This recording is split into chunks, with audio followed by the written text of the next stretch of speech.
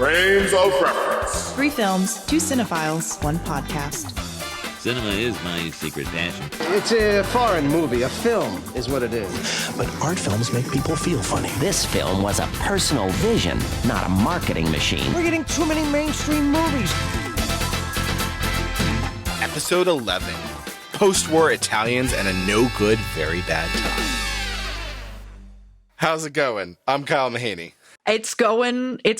I'm Sarah Page. So this week, we're back on a regular schedule, and we're talking about Italian Neo-realism, which is really the other major European cinema movement that we haven't talked about yet.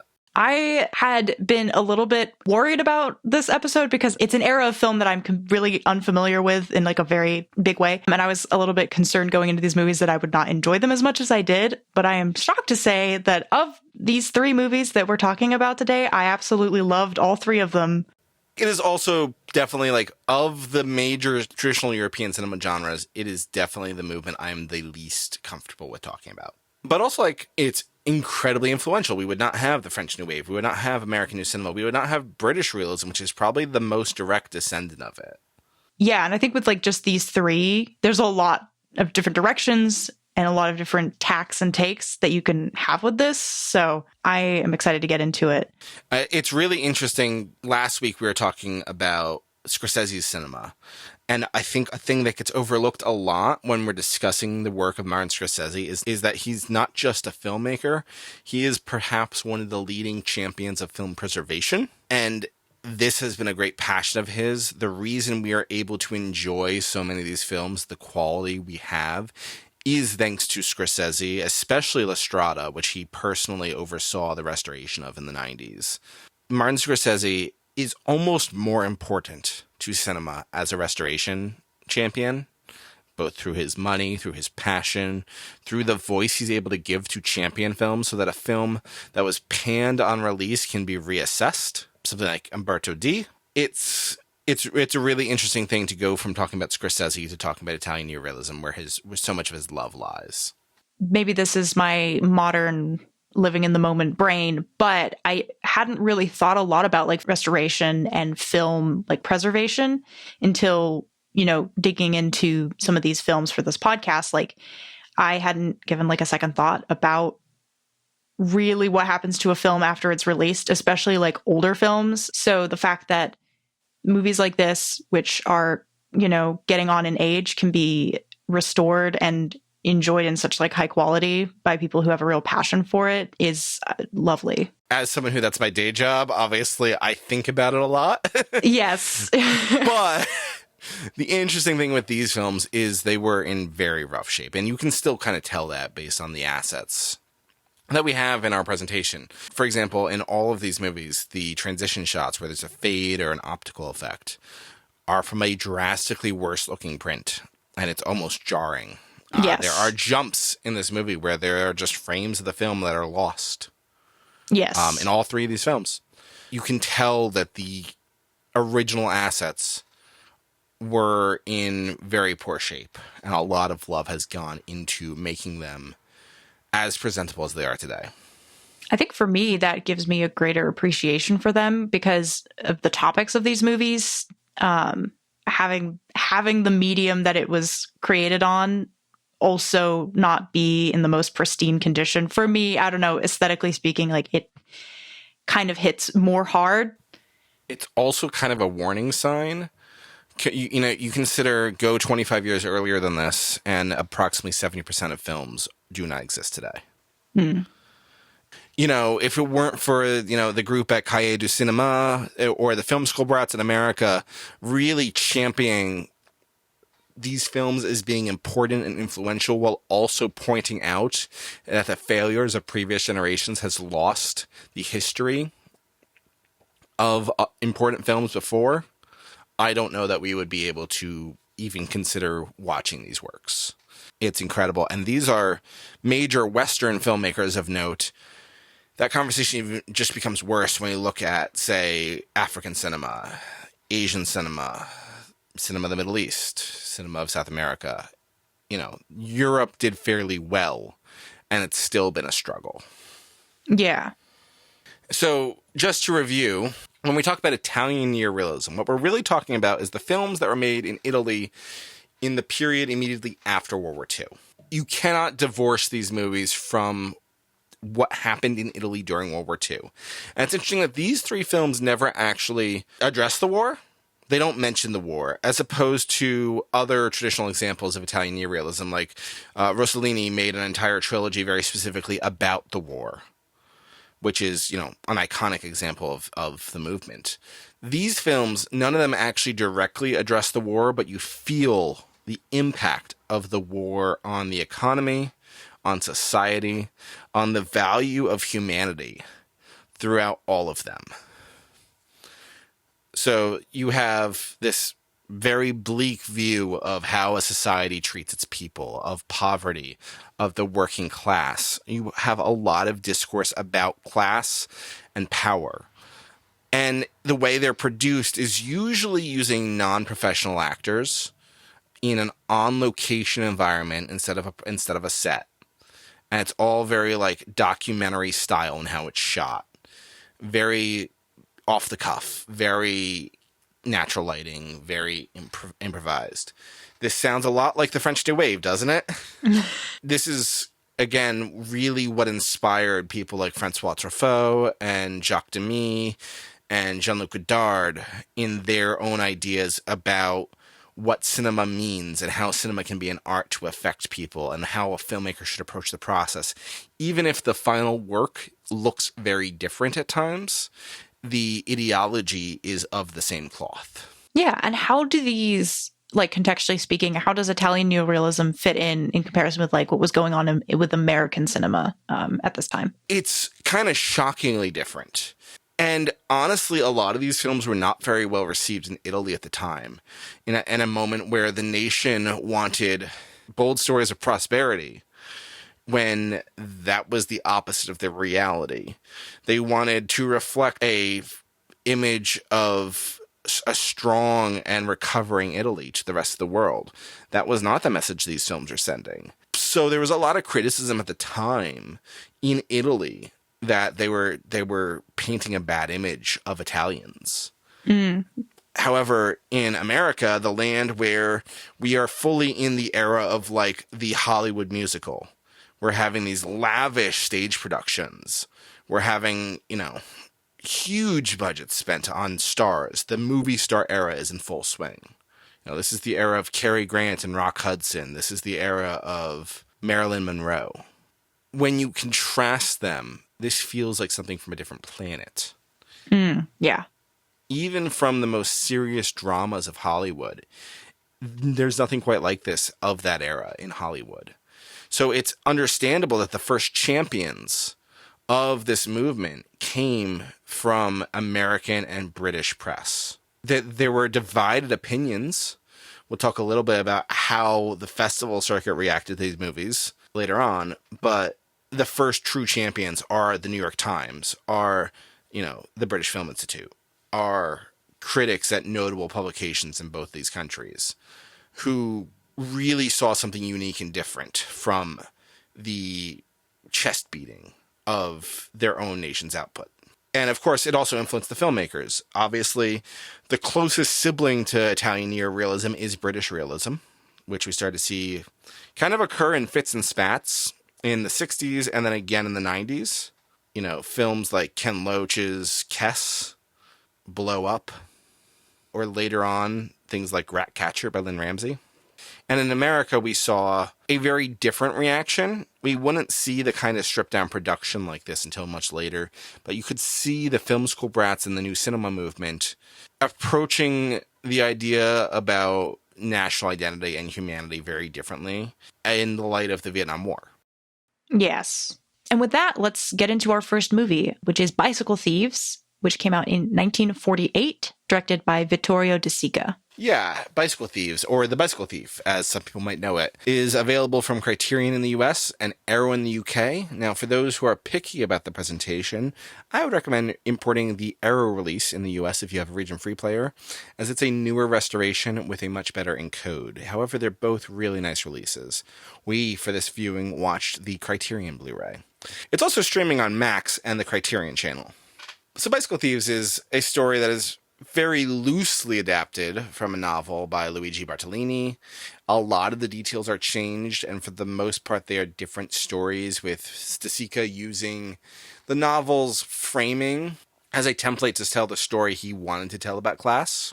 For example, in the novel, our protagonist is a middle-class philosopher. So there's a fair amount of deviation here. This film has been beloved since its release. It today holds a 99% on Rotten Tomatoes among critics, and it ranked first for the greatest film in the 1952 Sight and Sound poll, and has consistently remained on that list in every installment of that poll since. At the 1950 Academy Awards, it was nominated for Best Screenplay, but also given a notable Foreign Film Award by the Board of Governors, because there was not actually a Foreign Film Award introduced at the Academy Awards yet. And the film stars... We have Lamberto Maggiorani as Antonio Ricci, Enzo Staolia as Bruno Ricci, Antonio's son, and Leonella Carell as Maria Ricci, Antonio's wife.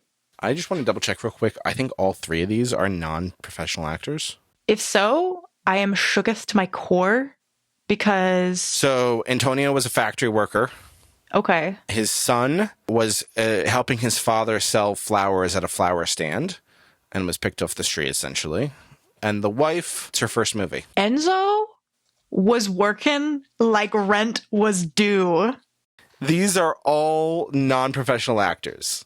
I didn't know that going in, but they're so good in this. It's kind of incredible. So it's also worth noting that the dialogue has been dubbed over by professional actors. Oh. So this is a thing in Italian cinema you see a lot. More in the era after this. You know, you think of like your spaghetti westerns of the 60s. That was more a matter of being able to use actors from all over the world, and everyone on the set would speak their own language, and then they would have Italian voice actors just dub everyone, and then also have like English voice actors for the English release just dub everyone. Here, the majority of the dialogue, for sure all of Umberto Maggiorani's lines, are overdubbed. You can see that in how it doesn't quite match up by professional actors. That was a moment of controversy, with some notable Italian filmmakers believing that he had made a mistake and taken a misstep by choosing to not just go with the natural performance from the original actors. That is really interesting. So with the dubbing process for that, out of curiosity, if they had decided to have used like the actual actors' performances, wouldn't that have changed how the like actual filming would have worked? Because they would have been working much harder to make sure they picked up exactly how lines were spoken. Which I'm not sure exactly how in depth the temp audio was on a film like this. Mm-hmm. It's clear we have some amount of field audio at play here. There's also a lot of Foley effects. There's a lot of things being done after the fact. And the approach of filmmaking that they're using at this time, with it being on location, is not very friendly to field capture of audio. Yeah. The technology is just not quite there yet. So there's a lot of reasons for that choice, and I'm not sure what they would have had as usable assets. That makes a lot of sense. And again, like the Italians have this long relationship with overdubbing performances, which, to be clear, when you watch almost any major film, the majority of the dialogue you're actually hearing has been overdubbed, we call it ADR, in a nice, clean-sounding recording studio. But that's usually the same actor matching their performance. Here, it's a different actor. To get into a plot summary, this film is pretty straightforward. It's this classic tale. You have huge poverty in Italy immediately in the years after the war. Antonio Ricci is a working class man who's been out of work for a long time. He's trying to support his family. He has a wife. He has a son, Bruno, and they have a new baby. And he has been really struggling. So he's one of the very lucky few who, through like the government labor office, is chosen to have a job. It is a very coveted position. There is a huge crowd of people waiting to have this chance. And he has a lucky ticket. There's a problem, though. The job requires a bicycle. He has pawned his bicycle in order to pay for expenses while unemployed. There's no budging on it, though. The job needs a bicycle. He is going to be putting up posters, pasting posters to walls throughout the city of Rome. His bicycle is still at the pawn shop. His wife sells her dowry sheets so they can have the money to be able to purchase the pawn ticket for the bicycle. It's very clear that his son Bruno is very in love with the idea of a bicycle. The boy is about 8, and a bicycle means freedom to a kid of that age. He knows the model. He knows the serial number. He knows where the dents are on this bicycle. This bicycle is his love.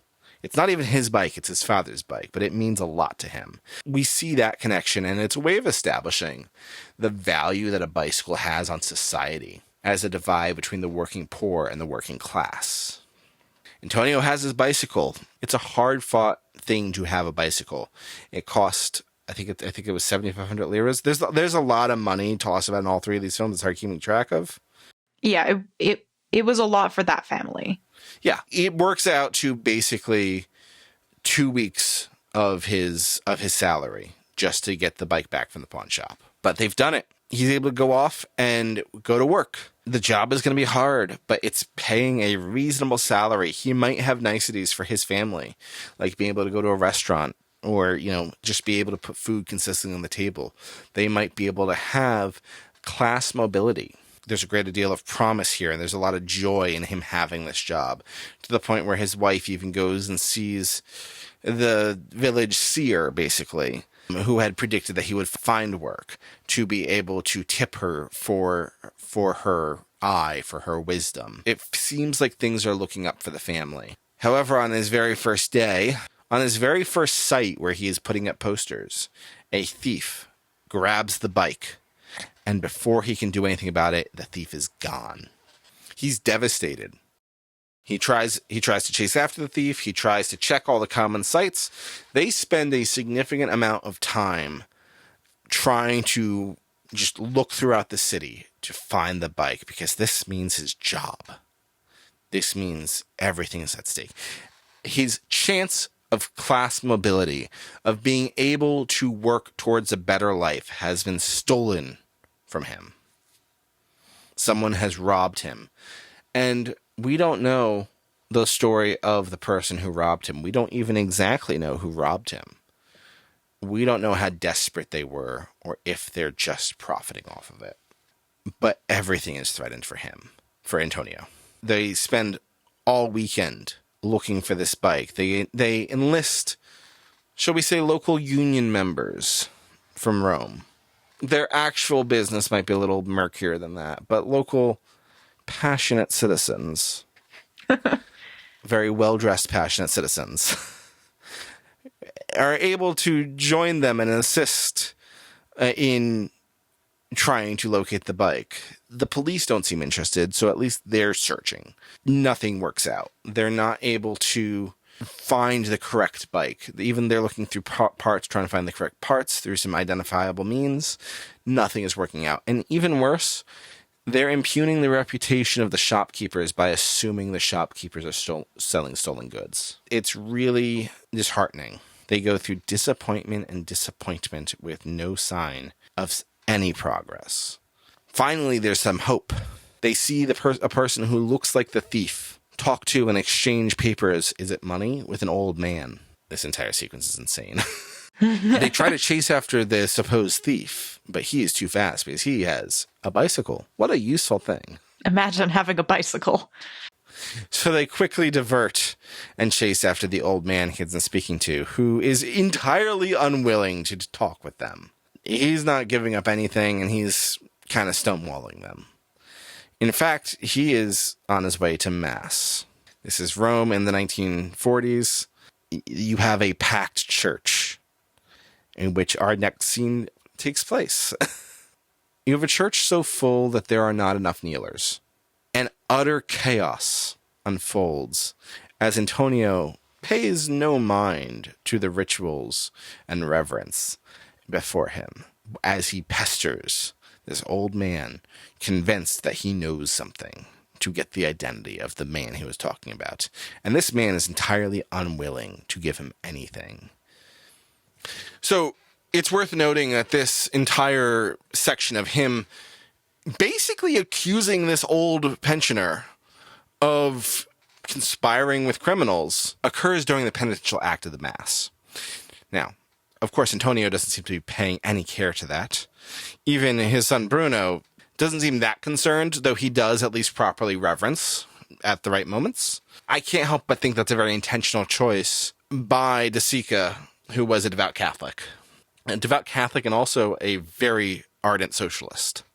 What is guilt? And how does guilt affect our decisions?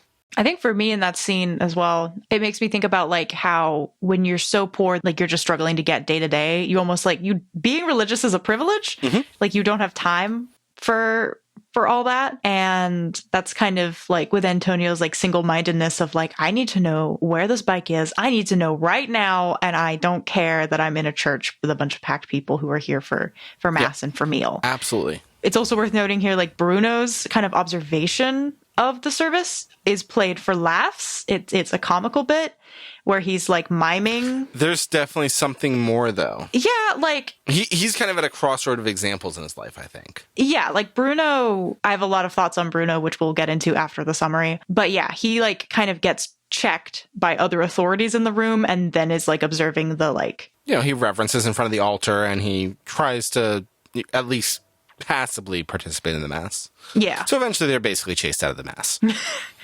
But this man isn't speaking. He's not giving up anything. So they're basically back at square one. And then, you know, they go to his wife's fortune teller, which he has derided in the past. And she basically says, if you don't find it pretty much right now, you're not going to find it, so don't worry about it. That's some high value fortune telling right there. And all seems lost now. They are truly at that moment where they're out of options. And then we see the thief. Just riding past. So they corner him.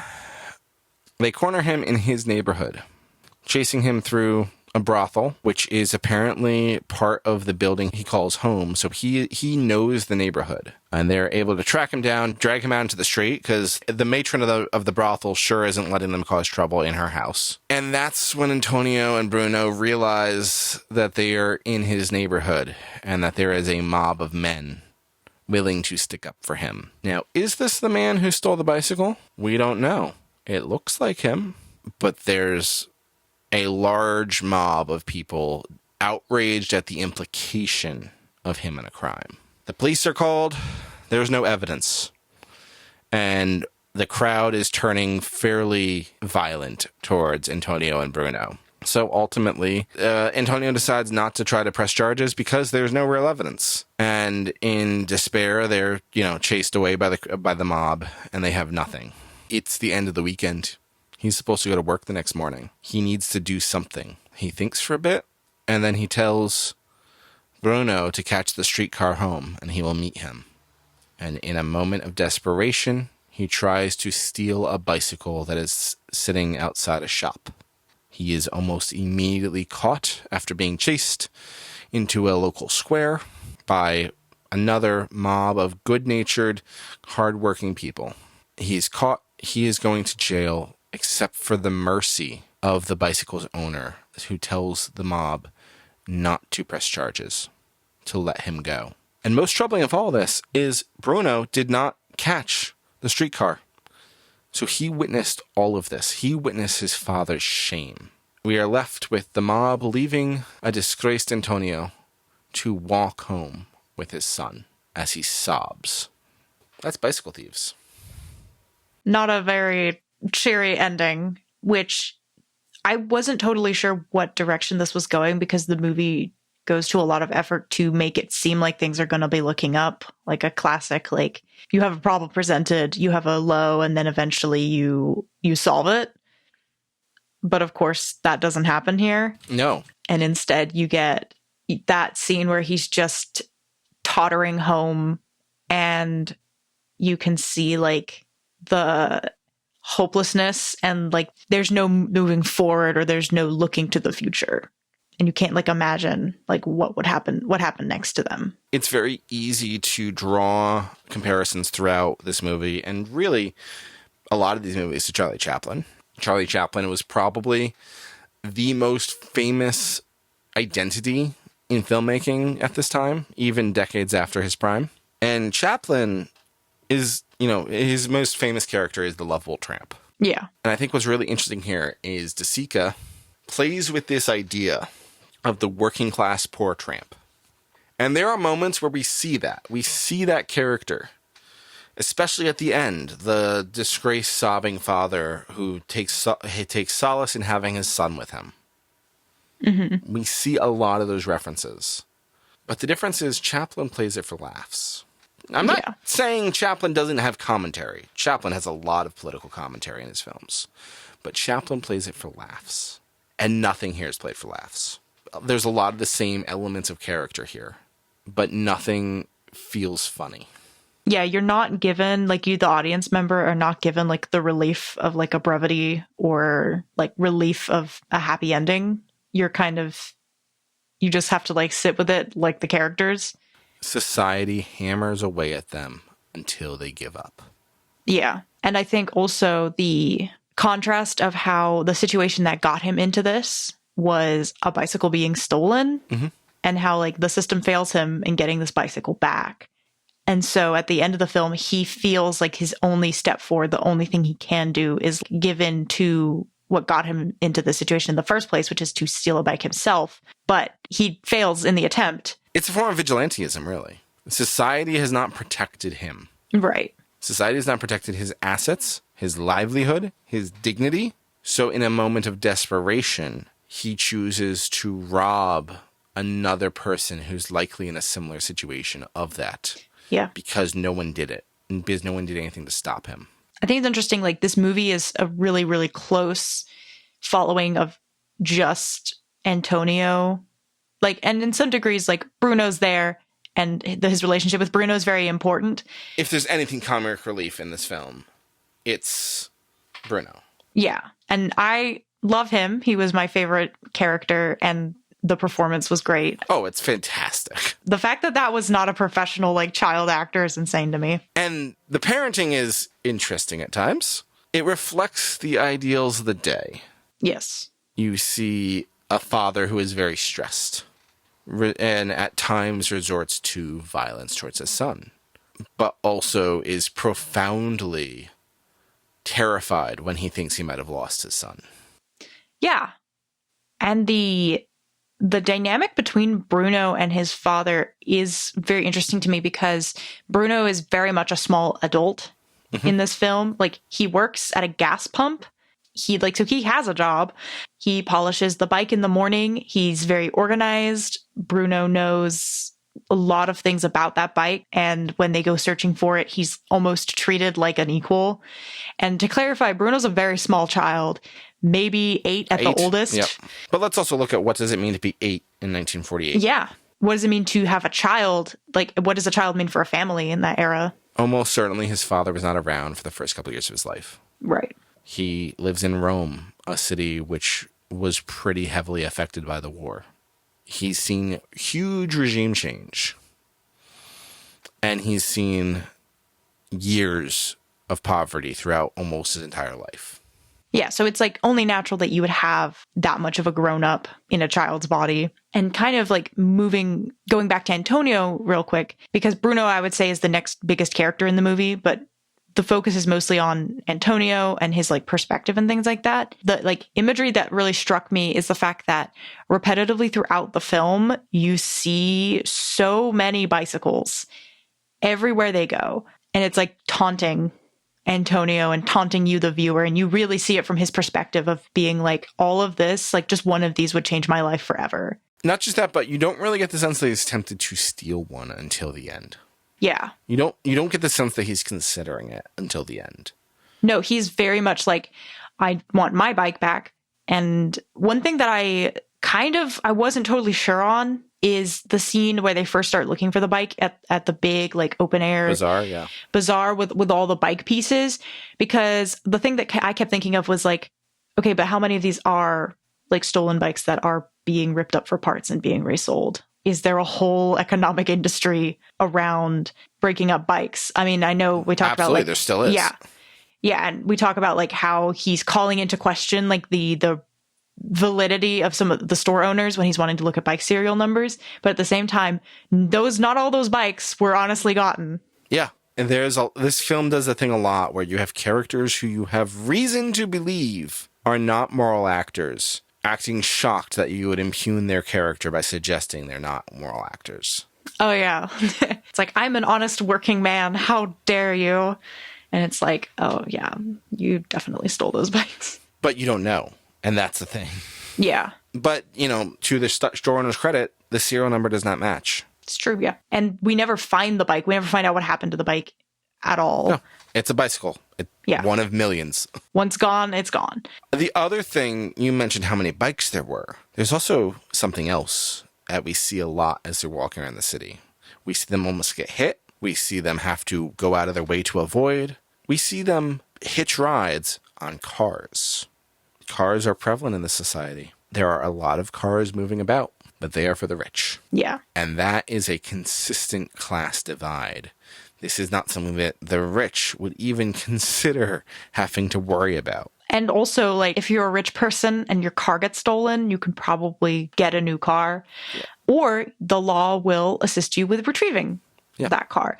If you are a man whose world possessions basically is just this bicycle at this point, nobody's bothering to help you find it. You're just some rando who lost a bike. Again, to this day, no one cares about bicycle theft. Right. Also, the idea that, like, Antonio's only chance of keeping this job is finding his bike because he can't afford to buy a new bike. He can't just roll up to that bazaar and buy a new bike. He literally spent his last bit of lire on getting this bike out of the pawn shop. And it might also be a justice thing to him, like restitution. He needs to find his bike because it's his bike. He's screwed either way. I think it's more means to the ends for him. You can tell that Bruno cares specifically about that bike. For him, it's a means to get work done to feed his family. One scene that I think is really interesting when we talk about class in this movie is there's a moment where Bruno is hungry. So understanding that he has very little money, but that the money he has is probably the last money he'll have for a while, Antonio takes Bruno to a restaurant. He promises Bruno pizza. They're not getting pizza. This is a more upscale restaurant. They have, isn't it like cheese sandwiches or something? They have some kind of, melted sandwich. They have hot mozzarella sandwiches and wine. He gives Bruno wine, telling him not to tell his mother. He was like, today we drink like men. And I'm like, this child is 8 years old. They are surrounded by the upper class, who, for them, this is a regular evening. Right. You could tell just by the clothing that they are different. This is an entirely new experience for Bruno. You can tell that he's never been to a restaurant before. He's 8. Yeah, and the way he's looking around when he was asked, like, his father was like, what do you want to eat? He, like, looks at another table to see what they're eating to be like, yes, I would like the mozzarella with the sandwiches. And the fact that Bruno is more conscious, Bruno's very hesitant to eat the food and have the food because he's very cognizant of the fact that this is the last bit of money his father has. Yep. Whereas Antonio is kind of just at the screw it. This is really like, there's no point. We might as well. The moment when you're so broke that you don't care. Right. And, this is enough money that could probably feed them for a week. Yeah. If not 2. But it's a pick-me-up. It's a bright moment in a dreadful week. Yeah, and they've also been running around on foot for hours at this point. I wrote in my notes, I was like, Bruno never skipped leg day because that child was running miles at a time. That's probably not that far off, though, from his normal day. Probably not. I find it really interesting that Sica, when talking about this movie, said that his purpose of the film was to uncover the drama in everyday life and find the wonderful that is in the daily news. For the era, this film is so mundane. In its plot, in its life, in the characters. These are ordinary people fighting ordinary problems. And we can talk about the politics and how it is a society that has created this, has devalued the poor, has failed to care for its citizens. But ultimately, these are everyday problems. These are relatable problems that many people have. It's kind of a huge departure Italian Neo-realist cinema is the first time we're really seeing this kind of class portrayal in cinema. It's very straightforward with its shots and the way it treats their subjects. It's not super romanticized or stylized. It's very much like, here, street. Natural lighting, direct performances, wide shots. It's so down to earth. One thing I did think of, because the movie's called like The Bicycle Thief or Bicycle Thieves, depending on the like English translation. At the beginning of the film, they do have like a bit of a drama fake out where he leaves the bike. Because like the movie's called Bicycle Thieves and the movie opens with a man buying back his pawned off bike. So that bike is not going to stay. Like that's not a spoiler. You're like, someone's going to steal this bike. But when his wife is visiting the fortune teller in the neighborhood, he leaves the bike behind, which had me like grabbing my desk going like, dude, you just bought that bike back. It creates an incredible sense of suspense. Also, can we talk about that scene a little bit?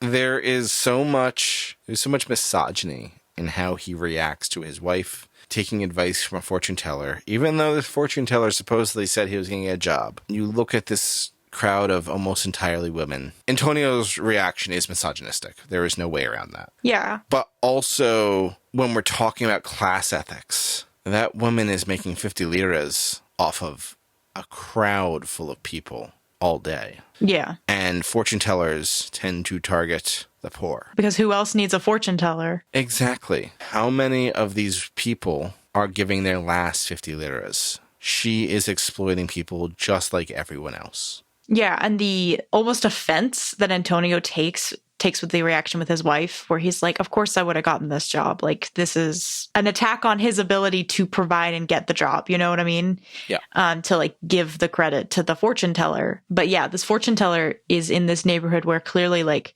everyone who's going to see her is desperate about whatever issue they're bringing to her. And she's just sort of casually giving what I would call extremely vague advice to these people who are desperate. Totally predatory. Absolutely. But I did think that the bike was going to get stolen when he left it with the kid. To go retrieve his wife, which I think it would have been interesting if it had been stolen then, because if you were taking it as a slant of like him in this moment of like pride and irritation with his like wife and the fact that she might think he might not be able to get a job on his own merits, if his bike was stolen in that moment, would have, I think, been very different for the tone of like the following events of the movie. But the bike is fine and it's there, and it ends up getting stolen later. But yeah, I thought that bike was going to get stolen right then and there. It also like it draws you into the character because puts his family first. I think we talk about it being not like a bleak movie because, again, it's not presented as bleak. It's just presented as, for lack of a better term, reality. Mm-hmm. But there are like little moments of brevity and sweetness for characters. Bruno, I think, is a great example of that. The little moments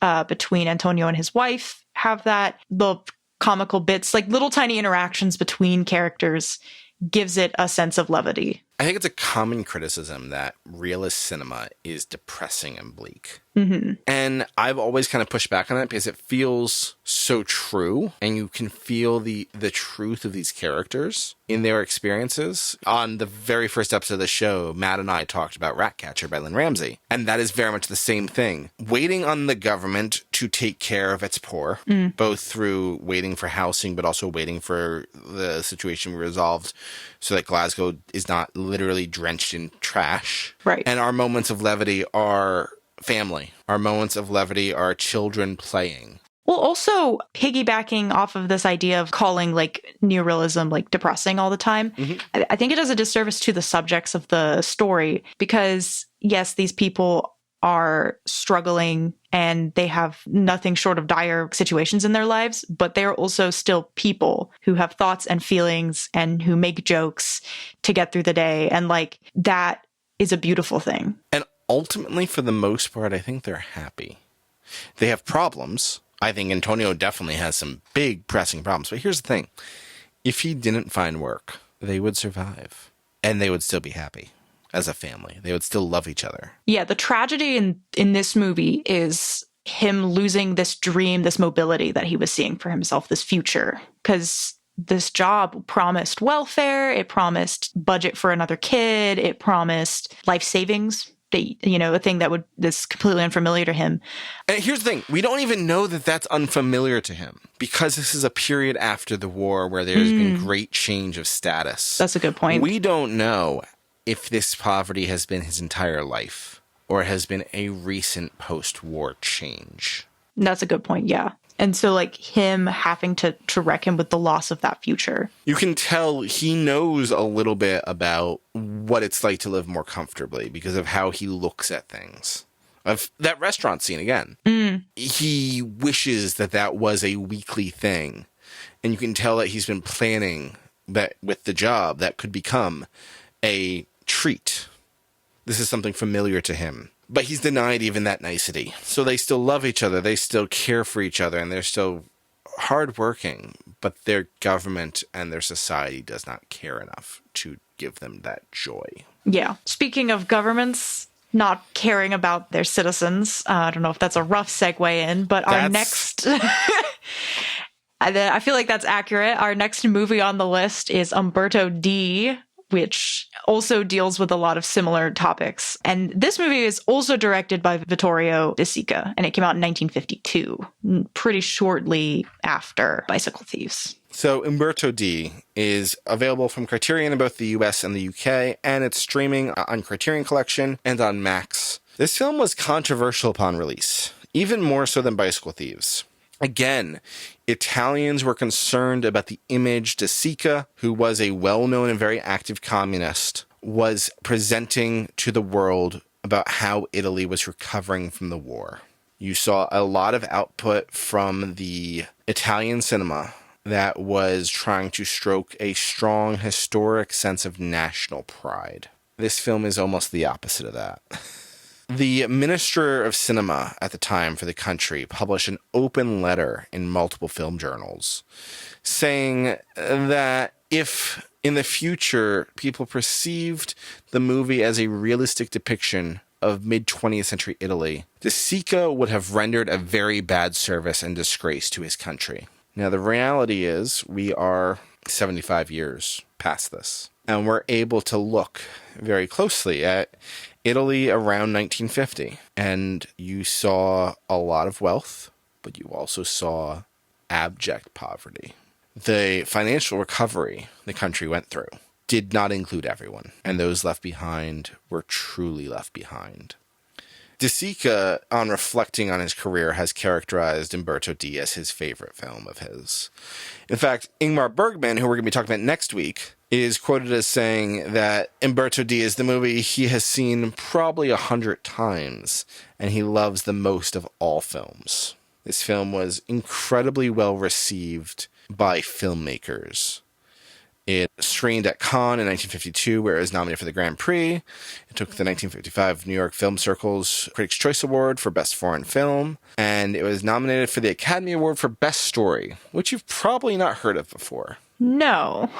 This was a historical Academy Award given in this era for the treatment or development of a story, separate from the Screenplay Awards. Interesting. And is that no longer... You have to consider this is in an era where the studio system dominated American film, so the person who wrote the treatment and developed a concept of a movie is almost always a different person from the screenwriter. You don't see that very often.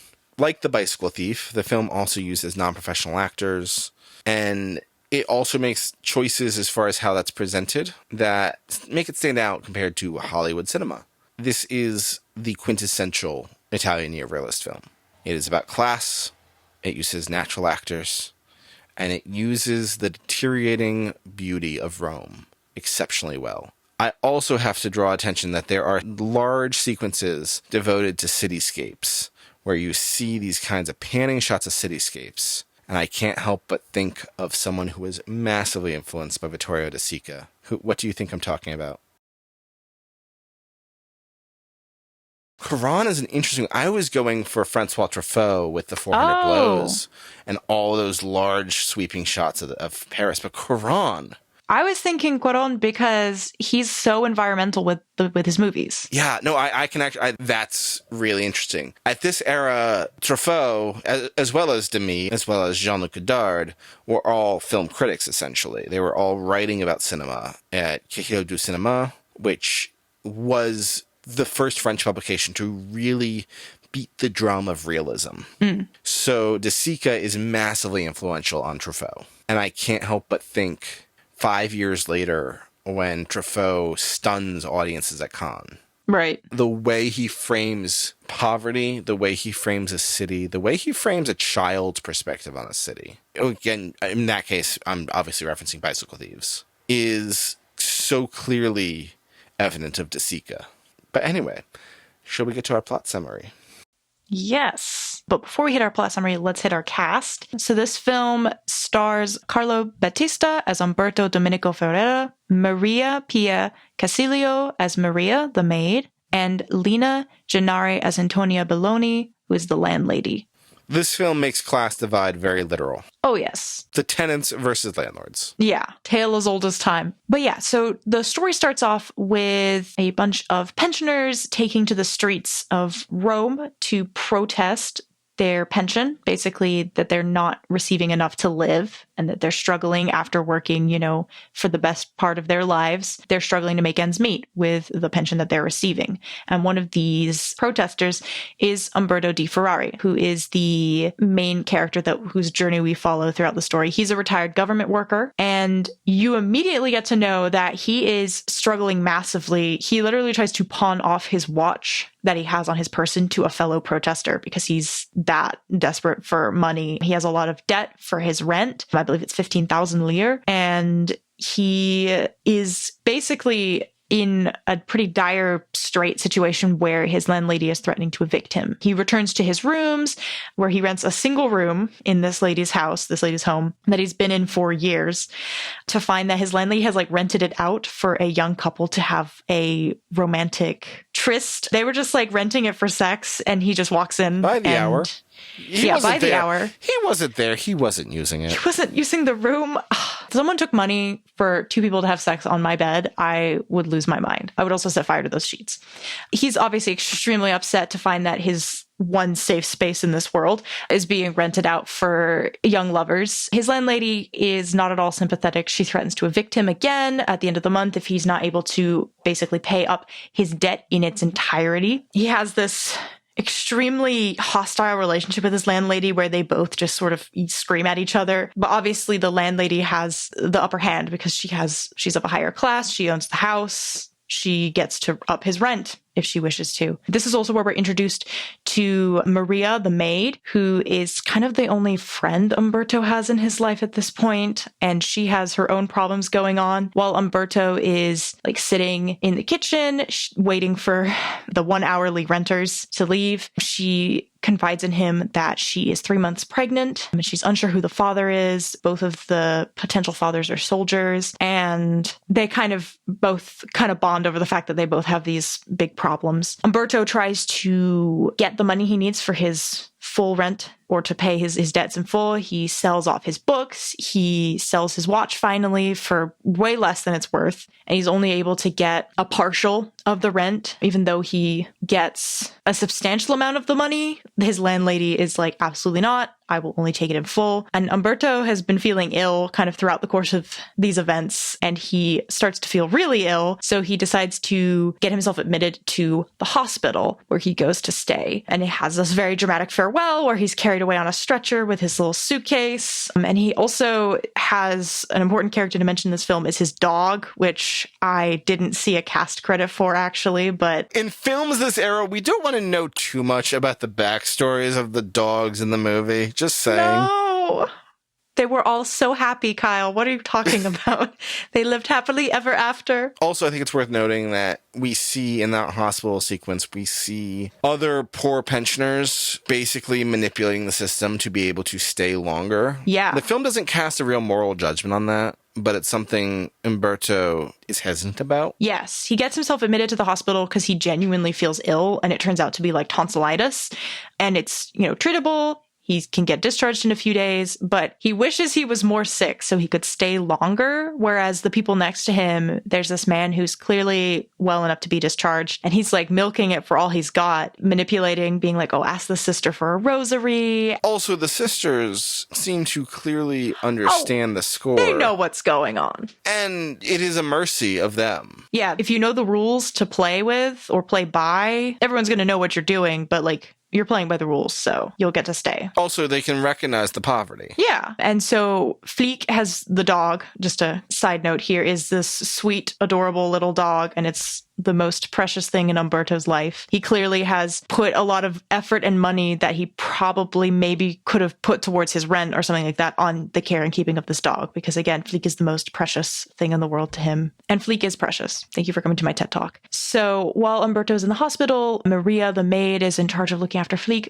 But while he is in the hospital, Antonia leaves the door open and Fleek gets away and runs off. And Umberto returns to find that Antonia has accepted a proposal of marriage from her fiancé and is now remodeling his rooms, again, right under his feet.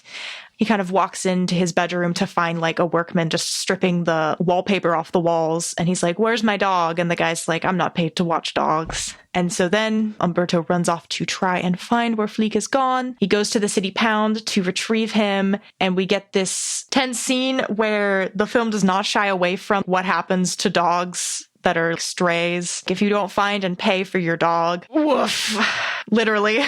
We'll talk about this in a little bit, because the idea of showing dogs in kennels and literally showing dogs being loaded into ovens is really interesting for an Italian neo-realist film. Yeah. That is reflecting on dehumanization. And this idea of invisible things that are done in a city to make it appear a certain way. Mm-hmm. And you might not think about what happens to stray dogs. But luckily, Umberto finds Fleek before anything untoward happens. All happiness. Literally, I was like, in my notes, I was like, if anything happens to this dog, I'm quitting.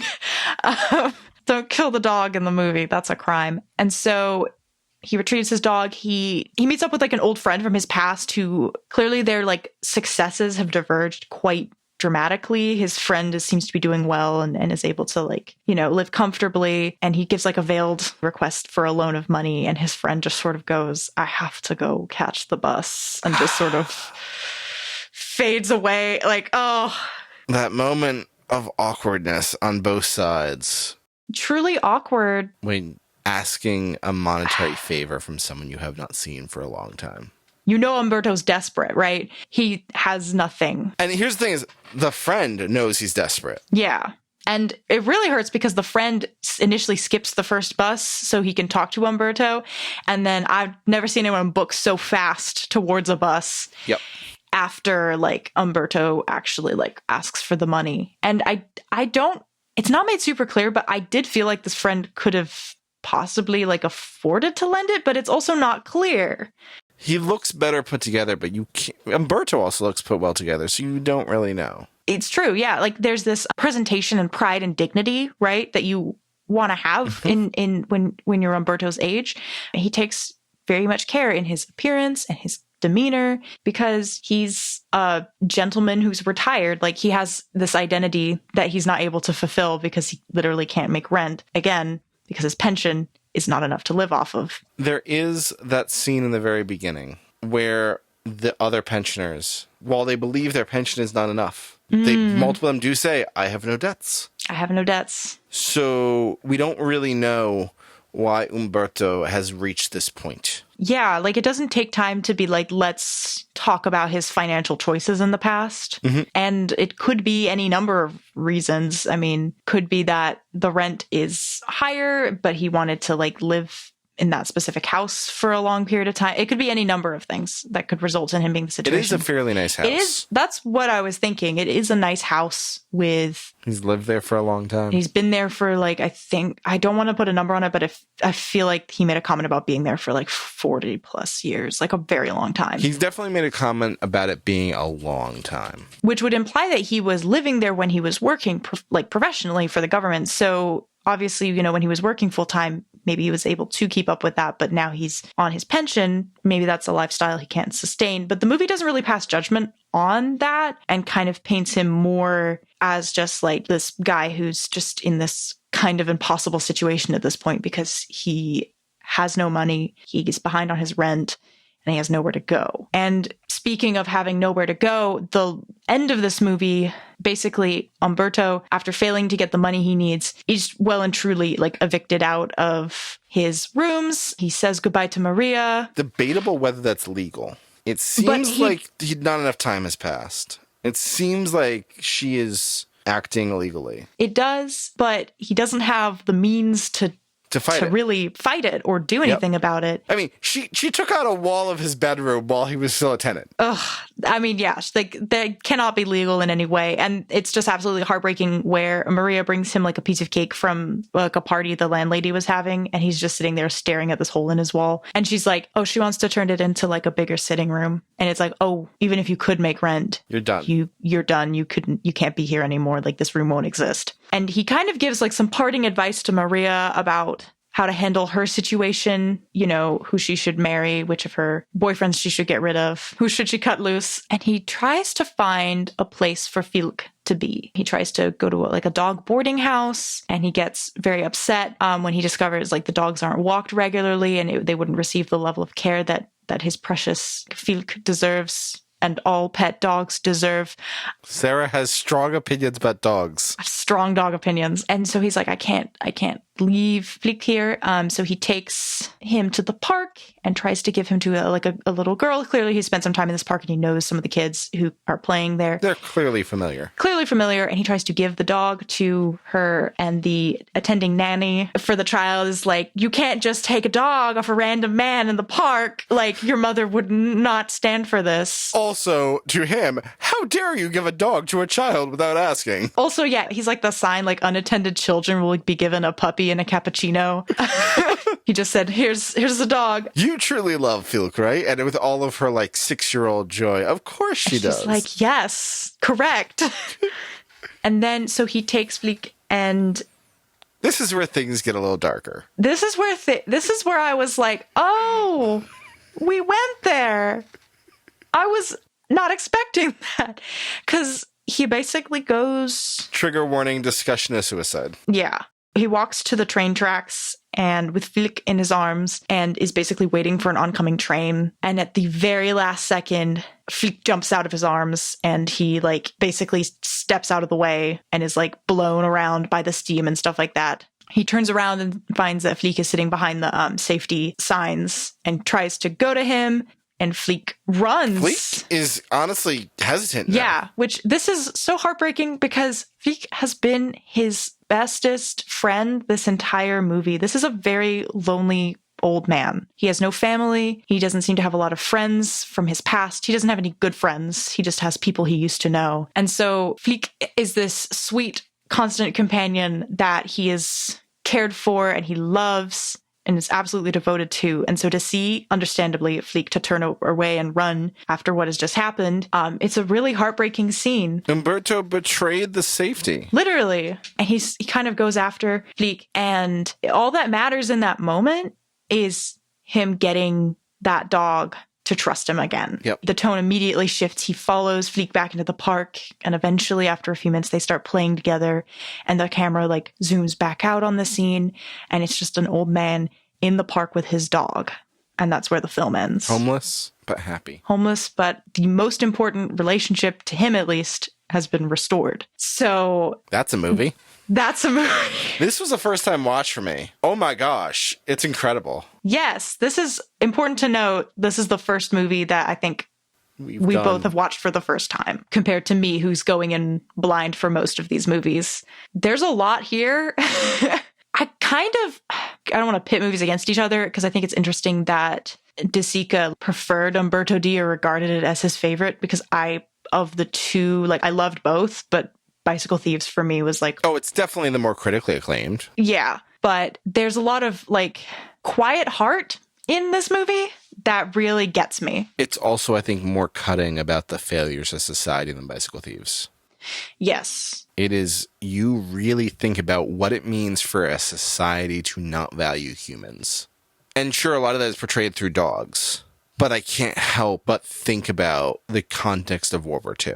Yeah. Also, the context of a nuclear society. Yeah. The idea of governments influencing people to not value life, to enable the eradication of people. No one cares about the pensioners. And the state is utterly unsympathetic. We see this from the very beginning when the police are breaking up their protest. Sure, they didn't have a permit, but they were not allowed a permit. Yeah, and it's like the disregard of I can't remember if it's police or soldiers, but in this context, what's the difference? They're calling them like old fogies, and they're being very disrespectful, and they're basically being like, get off my lawn, for lack of a better term. There's a lot to be said here for, this is a generation that has worked their entire lives, dedicated to their society, their country, etc. And basically, as soon as they're no longer being economically valuable to that society, they're being cast aside. A society that is neglected. And also, the pensioners have been denied basic dignity. The lack of dignity in having to beg for your basic needs is so palpable in this movie. You're able to see how simple their needs are. They're not asking for riches. Umberto doesn't want to be wealthy. He wants a roof over his head and his dog and his books. Is that too much to ask? This is a very political movie. Sica is unabashed in his views about how society should be structured and how the West failed after the war. I think this is the film where we can kind of feel that the most. Yeah. The harshness, especially with how, going back to the dog pound scene where Umberto is searching for Fleek, the camera lingers on the dogs in the cages and these dogs being dragged into a furnace room, and it's heavy with that imagery. And it's just a job for them. Yeah. And that's fine. Lots of people have to euthanize dogs, but this feels different. I'm not sure if it's the fact that it is literally an oven. I can't help but watch that and think about the Holocaust. I don't love the comparison to dogs, but I have to imagine that image is intentional.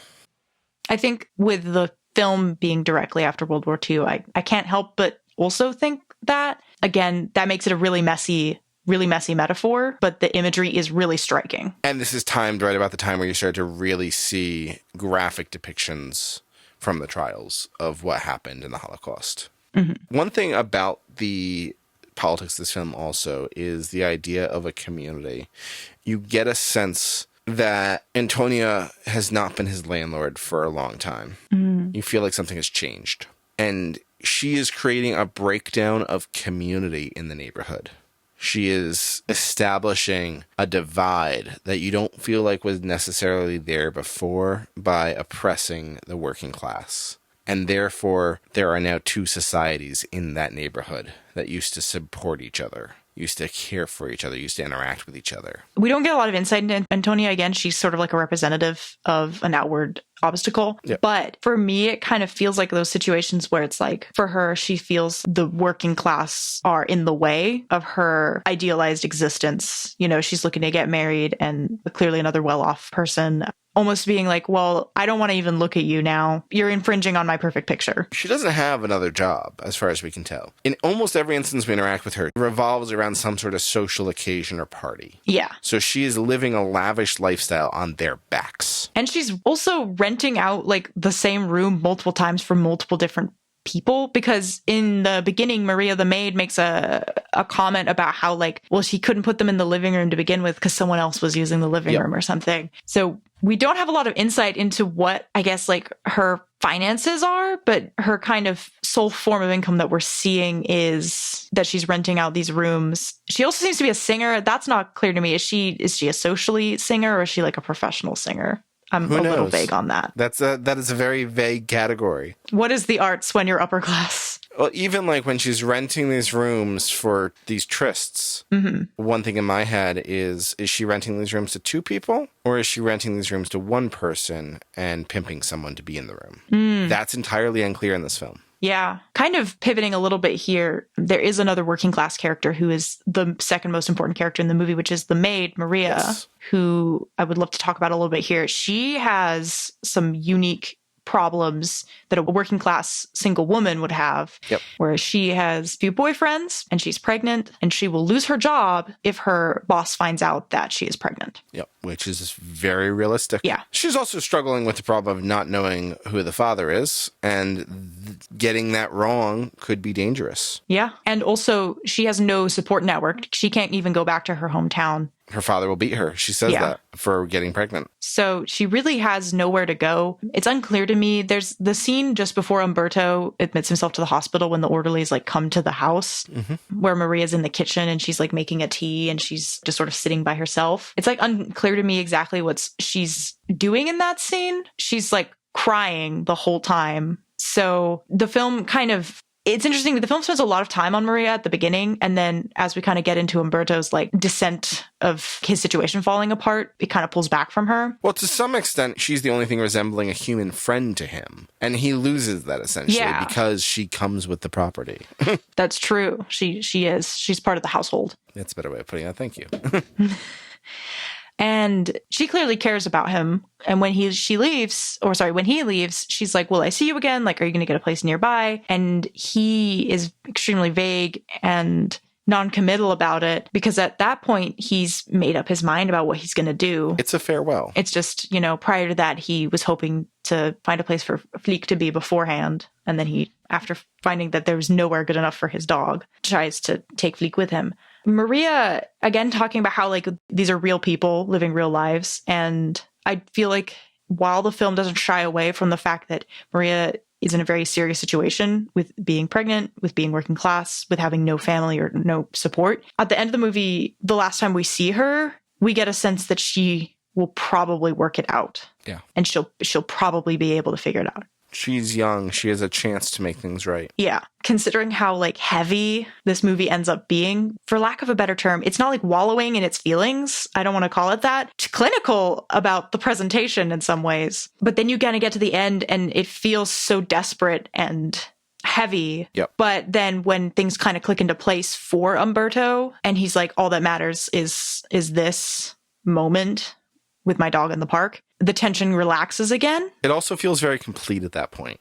Yeah. The circumstances are not great, but he has reached peace. He has what he needs for the world. The film also doesn't care to really speculate on what their future is. We have no idea. In theory, he's getting a check in a couple days. Will that cover his ability to get a pensioner's flat somewhere? Rent a room? Maybe. Maybe if there's a darker angle to that. We don't know. What matters is Fleek, because he has everything that's important to him. Exactly. So this brings us to our last movie, Strada, which came out in 1954 and is directed by Federico Fellini. This film stars Giulietta Messina as Gelsomina, Anthony Quinn as Zampano, Richard Basehart as the Fool. And it's important to note that Anthony Quinn and Richard Basehart are both fairly established American actors at this point. I was going to say, I thought I saw somewhere the actress was like her expression work is like very reminiscent of like Charlie Chaplin. Yeah, let's talk about Chaplin. I think all three of these films draw a lot of imagery from Chaplin, but obviously Chaplin's iconic character, the Tramp, is pretty directly represented in Gelsomina. Yeah, definitely. And this is available from Criterion in the US and Studio Canal in the UK. You can also get a box set of essential Fellini works from Criterion. Yeah, that's what we watched it out of. And oh my gosh, it's like a coffee table. It's massive. It's like a coffee table book. Really a gorgeous release. It has like, I think 15 of his films. One of my favorite recent home media acquisitions. Oh yeah, you just got this, didn't you? Yeah. And then if you are wanting to watch it on a streaming service, it is available on Max. The title of the film means The Road, and it is often regarded as one of Fellini's greatest films. And it's really interesting because you can kind of divide Fellini's career into like two eras, because everything changed after his film 8.5. I think this feels much more traditional, but even in this film, traditional by the standards of the Italian Neo-realism. Mm-hmm. But even in this film, you see this is not your typical Italian Neo-realism tale like the other films. There are elements of the fantastical here. This is an elevated plot. These are elevated characters. It has more akin in plot to like a Shakespeare story or classical morality plays than the kind of in-the-dirt working class storytelling that we're familiar with from a Rossellini or a De Sica, or even earlier Fellini works. Yeah, this film definitely contrasts with the other two in its romanticized kind of presentation of the events. There's also just, you're not quite sure what's real. Yeah. Also, music in this film was a much Oh my gosh, yeah. bigger role than in the other two. We'll have to talk about the music quite a bit. Oh, yes. Nancy Cartwright, who's probably most notable for her work as a voice actor on a ton of things, famously voicing Bart Simpson, spent a extended period of time trying to obtain the rights to be able to produce this as a stage musical. And I think that's a really interesting idea because the music is so powerful. This film also deals with a lot of very traditional Italian imagery. You have the landscapes, you have cities, you have churches, you have religious sisters, and it's kind of understated, but it's often regarded as a Franciscan film. And I think it's a really interesting lens to look at it through in how it values the simple life compared to the brutish and wealth-seeking life. Mm-hmm. I think it's very easy to see how we see our protagonist, Gelsomina, really value simple care for each other and simple having her needs met, embracing beauty, embracing art, instead of control, aggression, seeking profit. Yeah. It's just an interesting lens to put that in. And obviously, we have all of the commentary on the human condition that we've seen throughout this entire movement. But this is the film where I think it's using non-literal storytelling to try to draw those parallels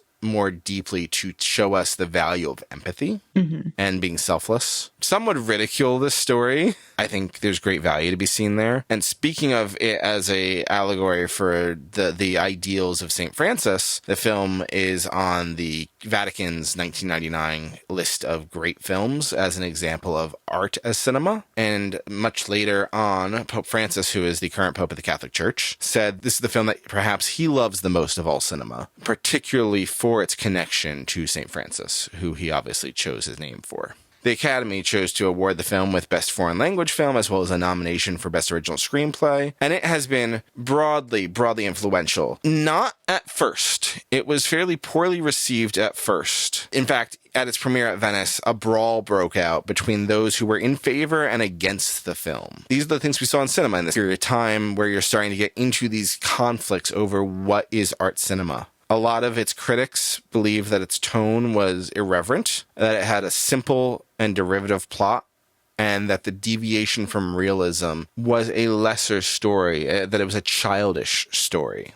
Over time, we start to see this be reassessed. We see this with the masters of the French New Wave starting to reassess it. We see it with Roger Ebert proclaiming its value as kind of this bridge between the early Fellini works and his later masterpieces like 8.5, like La Dolce Vita, like Amarcord. This is where we start to see him break the rules of the Neo-realism movement to create what we would now call a Fellini film. He's using whimsical music and elevated plot to tell simple moralist tales with a great degree of whimsy and imagery that inspires you to contrast the mediocre surroundings with joy. This is really where we see that start to take place. It's worth noting, as the time we're recording in the last hour, news has broke that Roger Corman, who is often described as the king of pop cinema, has passed away. And Roger Corman is a key figure in the reassessing of Fellini's career in the 1970s by being the distributor of most of Fellini's work in the United States. Making this film accessible through revival showings in the 70s really led to it having the mass influence that we see today. It was respected in America at the time, but critics were fairly divided on it. Today, it is almost universally acclaimed with a 97% of Rotten Tomatoes, and it ranked number 26 on the 2012 edition of Director's Choices for the Sight and Sound poll. It is considered to be one of the greatest films of all time. It's also influenced a ton of media. Obviously, in film, we can see its fingerprints everywhere, from Martin Scorsese to Steven Spielberg to Werner Herzog. But also in music. Bob Dylan's song Mr. Tambourine Man is based on the film. Interesting. The film has been loved for and cared for over the generations because it was initially very poorly stored. In 1994, it was Martin Scorsese who actually, after a long friendship with Fellini, took up the torch of personally financing a restoration of the movie and a re-release. And he said that in many ways he owes the protagonists of Taxi Driver and Raging Bull to this movie, because Zampano, who is our kind of antagonist character, kind of embodies that self-destructive brute who can't get out of his own way. La Strada takes a lot of metaphor, takes a lot of imagery, without ever truly losing that grounding in realism. And I think that's what makes it feel very unique as a experience that is both deeply grounded in the politics and surroundings of it, while not being afraid to strive for something more idealized, more Shakespearean. Do you think like that pivot from maybe the initial release with a lot of critics being like, this is too simplistic and moralistic, and then that reassessment that came later, do you think that's like a sort of cultural thing that's happened across many stories that were written off as being maybe overly morally simplistic or whatever because it has a fictional setting? And then people have reevaluated it later? Because I know like works like Tolkien's works were really derided when they first came out by critics, but now Lord of the Rings is an extremely acclaimed work. I think two things on that. One, you can't discount how much the world changed, especially in Europe between the early 50s and the early 70s. How much economies changed, how much politics changed, how much art changed. But also you have to understand Italian Neo-realism was really one of the first movements to have a distinct code for how you approach storytelling within this movement. And every time we have a movement like that, it seems like the first person to break that mold causes the most division in reception within the movement. We see this with Jacques Demy and the French New Wave. We see this with Thomas Vinterberg deviating from the Dogma 95 movement. We see this when icons of British realism go and make a musical. So I think part of it is just people not understanding that the true masters of a set of guiding principles defining movement or genre are able to seamlessly break those principles. You watch this movie and you have no doubt you're watching an Italian neo-realist film. Mm-hmm. Absolutely. But you can also identify that Fellini is doing something different. Absolutely. So we start seeing Gelsomina, a young woman, we don't really know how old she is, staring out at the sea, yearning for something. This is very quickly interrupted as she is informed that her sister Rosa has died after he left on the road some time ago with a performer named Zampano. Zampano has essentially paid to be able to hire these girls as his companion in his life of performing. He is essentially a circus act. So he asks her mother if she will take his place. Now, they are from an impoverished family. They are in dire need of money, and his coin purse is pretty full. So for 10,000 lire, she is essentially sold to be his companion. Now, they don't get married. The line of what this relationship is in flux throughout this film, between a wife and a slave. Zampano is not kind to her. In fact, he truly is never kind to her, I would argue. But she is a willing, earnest worker. We can talk about she is portrayed as being simple, and the film doesn't have the language to really expound upon that, whether that is a naivety of her life, or whether she is neurodivergent, or whether she is traumatized. We're not quite sure, but she follows what he wants. She takes up the skills, as hesitant as she is, under threat from him, to be able to be his side act in their performances. She introduces him, she plays the music, she reacts during his sketches. And they make money doing this. She learns the skills, she learns the trade, she tries to please him, but he is really just an absolute brute and nothing is good enough for him. They're making significant money doing this, by the way. They are living a better quality of life than she could have dreamed of. But she's not happy. She's working on it. She's working to please him, but she's not happy. And he is still intimidating her, and at this point, he is raping her. He is forcing himself into bed with her. And we are given every implication that even though she has very clearly said no, he will force himself on her. But despite all that, you see a growing tenderness in how she feels about him. It's worth noting that until this time, he is the only male she is spending a significant amount of time with. So your questions about Stockholm Syndrome are definitely starting to develop. She truly tries to do the best by him, which makes it all the more heartbreaking when at a pub after one of the performances, he disappears with a girl from the neighborhood, leaving her in the street waiting for him, while he goes off to a field with their caravan to make love to this woman.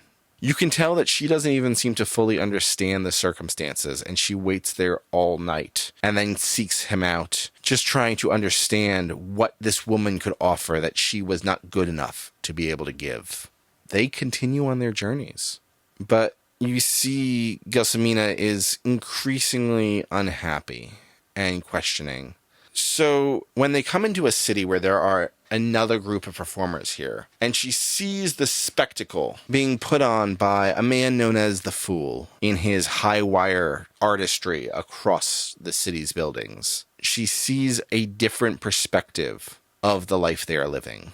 And Zampano starts to become very protective of her, very controlling, because he realizes that there is competition. She's starting to learn this industry, and she might not need him. Eventually, they join a traveling circus where the acts are combined together. And the same man, the Fool, the high wire artist, is also traveling with them. And we start to see this kind of contrast between the Fool and Zampano, as the Fool is able to he really has Zampano's number, his insecurities, the way he projects being a strong man, and his distaste at the way Zampano treats Gelsomina. This enrages Zampano repeatedly. He doesn't want the Fool to speak to Gelsomina. He doesn't want to interact with them, but they keep interacting. It eventually escalates into a fairly violent fight where they are both sent to jail and fired from the circus. So congratulations, you played yourself because you couldn't control your, masculinity. So they're back at square one. Gelsomina dutifully waits for Zampano's release. She waits with the Fool, who even suggests that her situation is pretty dire and she could leave. She could go with him. She could go with anyone else. She could be in a better place. In what I would call the world's worst pep talk, where he just sits next to her and he's like, "You're ugly. You can't cook. You have no prospects. Why would he even keep you?" And I was like, this is some backhanded helpfulness. But it's what she needs to hear. But clearly the Fool does care about her. It is what and the Fool also does care about her. She can do circus work. Yeah, she's talented. It's pretty clear. She has real promise, especially as a musician. You also have a scene with a nun where the nun they're staying overnight at a monastery after she's resumed traveling with Zampano. And the nun basically says, you can bring joy to people. You can meditate. You can care for others without demoralizing yourself. Again, the Franciscan values of this film are pretty on the shelf, and it's clear we're supposed to see Gelsomina as the idealized figure of that kind of humility. But she keeps traveling with him. Is it love? Is it duty? Is it care? I don't know. We come upon a long, empty stretch of road with a broken down car. And who has the broken down car but the Fool? They stop, and the men begin to fight. Zampano repeatedly begins to assault the Fool. And they are violent. You wonder if he's intending to kill him. And it seems like things are calming down, but he delivers a final punch while the Fool is standing against the door of his car, and the back of his head hits the metal. And all seems well. He's complaining about a broken watch before he stumbles and collapses and dies of a traumatic brain injury. Zampano doesn't seem particularly bothered about having just murdered a man. He hides the body. He torches the car. They go on. And he seems surprised that Gelsomina is heartbroken, shattered, and utterly despondent. She's just kind of in this broken state, repeating, the Fool is hurt. She's unable to do her work. She's a bit of a bore, as he says at one point. And And he does try to console her, but in this backhanded way of saying, you don't need to worry. No one believes it was us. They're not coming after us. When she's not fearing the law, she's fearing the morality of what they've participated in, of what Zampano has done. Also fearing the fact that Zampano has killed someone without really a second guess. And you have to imagine, it's in her head that she is very vulnerable. Yeah, and it's also just a very traumatic experience that she's clearly unable to process. Absolutely. So she's no use to him now. So he leaves her. He abandons her while she's sleeping with clothes and a bit of money and a trumpet that she had been using for performances. And that's the last we see of her. The picture cuts to a couple years later when he is still traveling through towns and he overhears a woman singing the tune that Gelsomina often played on the trumpet. He learns the story that this woman knows Gelsomina, that her father had found her on the beach and taken her in while she was ill, but she had wasted away and died shortly after. You see Zampano long for Gelsomina and be heartbroken at her fate. He gets drunk, he gets violent. He is not repentant of what has caused him to be at this point. He starts a fight with the locals and then wanders off to the beach, utterly alone, and he breaks down in tears. Y'all got any more of that toxic masculinity around? It's interesting, like, you do see a lot of, like, that Raging Bull comparison, the Scorsese toxic masculine character. You see the inspiration. Men who are so focused on looking strong, they can't get out of their own way to properly love the people they love. Yeah. And I think it's interesting, we talked a little bit at the beginning about how this film is more, more romanticized, more stylized, fairy tale-esque. And it's so dire in, like, what happens. This, Gelsomina is sold off as a slave, basically, to this guy who is violent and dangerous, and then gets abandoned by him on the side of the road at the end of the film. The other two stories are so, this could happen to anyone. Yeah. This could not happen to anyone. This is wild. This is a melodrama. These are characters that are archetypes for moralist storytelling. Yeah. And it uses the tools of neo-realist cinema to be able to ground that in a relatable culture. But this has more in common with Shakespeare than Bicycle Thieves. Yeah, definitely. I think there's a lot of complexities that come with this movie and viewing it now compared to when it came out, because I think the movie's tone is clearly going for a very hopeful sort of sweetness and a very, like, whimsical sort of tone. Oh, and the whimsy still comes through, but the music, the attitudes, yeah, it comes through. But I also find myself, you can't shake that she's being raped every night. Yeah, or the fact that she's developed feelings for this man who basically bought her. Yep. And she is indentured, doesn't treat her like a person. And the film, I do feel like, treats the love that she has for Zampano as being like a good and loving thing, whereas it leaves a very bad taste in my mouth. And I do think the film portrays her love as very authentic and very forgiving and having a lot of grace because she sees the good in him, versus I think it portrays his needs from her as either physical or loneliness. It's either desire or company. Yeah. And there is no grace in that. He doesn't want her, the person. He wants what she offers him. And I think it's interesting with Gelsomina in that she's aware that he's like an absolute brute, right? And she talks about how only I could love you, is something she says, like, only I could tolerate being with you.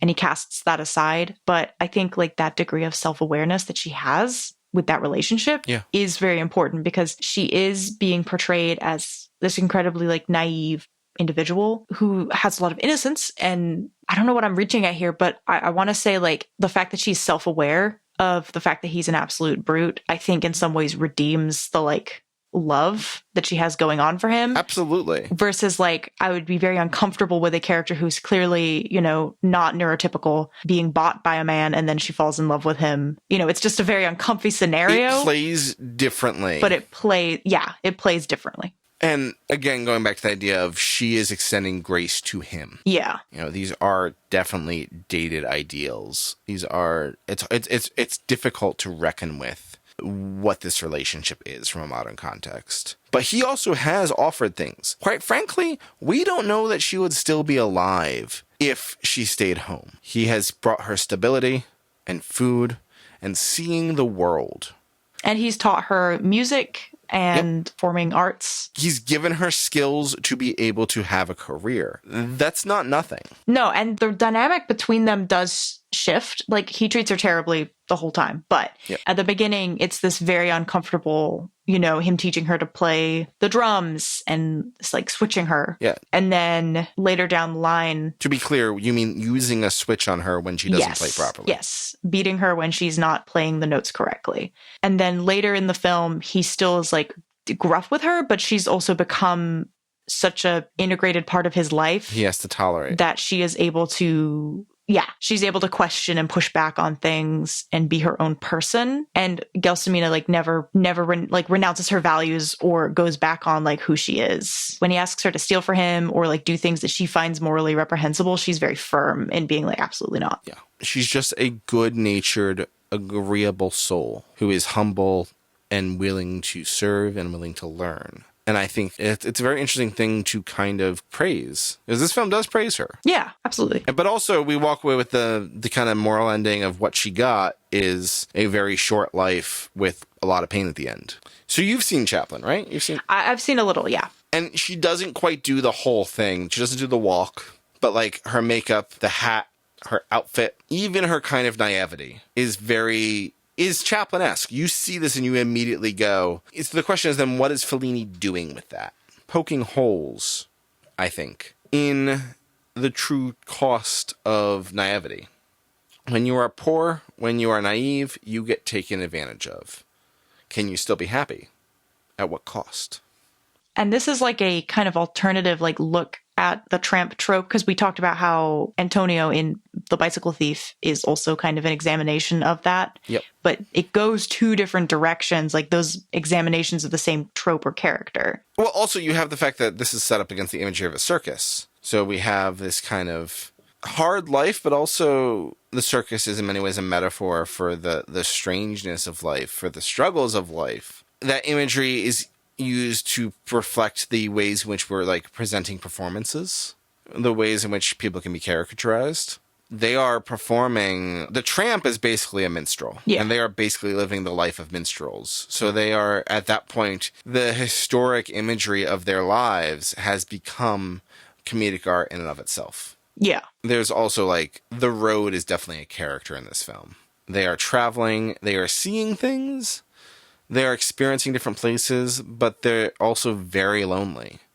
So I think if they were not always picking everything up and leaving, if they had roots, if they were not spending so much time in this caravan, perhaps Gelsomina moves on. Perhaps she finds another love, someone who truly loves her and is able to express that in a healthy way. But we don't get that chance because they are so isolated. In this case, the travel is isolating. And also for Gelsomina, the character who kind of points to a future beyond, the fool, who kind of talks about her having a future outside of Zampano potentially, or whatever, gets killed. Yep. And that's kind of at his hand. Like, the metaphor is very clear. And Gelsomina then ends up abandoned, you know, even after her like devotion. Let's talk about the music a little bit. This music is iconic and very much a departure from what we've seen in other Italian neo-realist films. Yes, it's very, again, big part of this film being whimsy. The music is extremely important to that. It's big, broad, sweeping strings, emotional notes. It's got its own leitmotif where the character, like Gelsomina, has a song that she plays that she learns, I think, from The Fool, and she learns to play on the trumpet. Which is why it outrages Zampano. Yeah, Zampano finds it a threat, and it's a song she loves, and she plays it until the end of the movie, and that being played on the trumpet, but also being picked up by like the score and being carried across the story gives it this. I love it when characters play songs diegetically in scenes and then it's being used. Then it's beautiful. Also, Nino Rota, longtime Fellini collaborator, one of the greatest Italian composers, really is able to contrast and bring, like we said, that whimsy to their lives when the actual circumstances we're seeing on screen are very dreary and depressing. Yes. The score makes it feel like an adventure. It does. And in some ways, it's very it's mentally jarring, but in a good way, where you're seeing scenes where otherwise awful, it's otherwise awfulness, but the score is very playful and it's playing with the situation, even though it's maybe it's a scene where, Zampano is being cruel to Gelsomina, which again is a little weird to think about, but I think that cognitive dissonance really works in the film's favor. Especially when you think about the roles they are playing in their acts and how much of their arguing translates to their acts. So it's in almost a way, it might be Fellini reminding us that we're watching a story. Yes. And we're watching what is ultimately a morality tale. So don't mistake this. This isn't real. Yeah. I think if it didn't have the whimsy of the music and the framing, it would be a very dark watch, hard to get through watch. Side note, I absolutely love the expressiveness of Gelsomina's eyes. Oh, her performance is incredible. Absolutely beautiful. Eyes and body language. This is a film where we have two leading men who are American actors, established American actors, and they kind of dominate the screen presence in a lot of ways. Giulietta Messina, though, is not as established, and she's an Italian actress. But she is able to dominate every scene she's in with her facial expressions to the point where this film truly favors, expression over dialogue. There's a lot of things here that go unsaid, but because of her expressiveness, you never doubt what she is thinking about her circumstance, how she is processing what is happening around her. And I think in the later scenes, after the death of the fool, the most notable thing is how that expressiveness has gone away. Gelsomina has so much life in her, and there's also a lot of physicality to her presence, the way she walks, the way she moves, and the way that just completely dies out after the fool is murdered is so striking. I think even Zampano's shocked by it. It's a complex thing because he uses her to meet his needs, but at the same time, he has some kind of clearly some complex emotions around it because he's distressed that she's distressed. I think he's grown to care for her, but he doesn't have the language or ability to actually care for her. Yeah. So he doesn't know how to handle his emotions. And ends up abandoning her. And hurting her, which leads to her death. Yeah. And there is something just tragic about how he gives her a new life and new opportunities, and then also is the one who crushes it out in the end and snuffs it out in the end. Yes, absolutely. And I think that about wraps it up for us. Please be sure to like and subscribe. Please give us those 5-star ratings on Apple Podcasts and Spotify. Please tell your friends about it. And if you have any questions, you can find an email in our episode description. Thank you so much for listening to today's episode on Italian Neo-realism, and we'll catch you next time with what's next on our list. Next week, we'll be looking at the works of Ingmar Bergman. So we're going to be looking at some Swedish cinema of the mid-20th century with Wild Strawberries, The Seventh Seal, and then we're really getting into it by doing a deep dive on the original television cut of Fanny and Alexander. So that's a lot of material to get going through. Hopefully we'll catch you next time. Have a good one. Goodbye.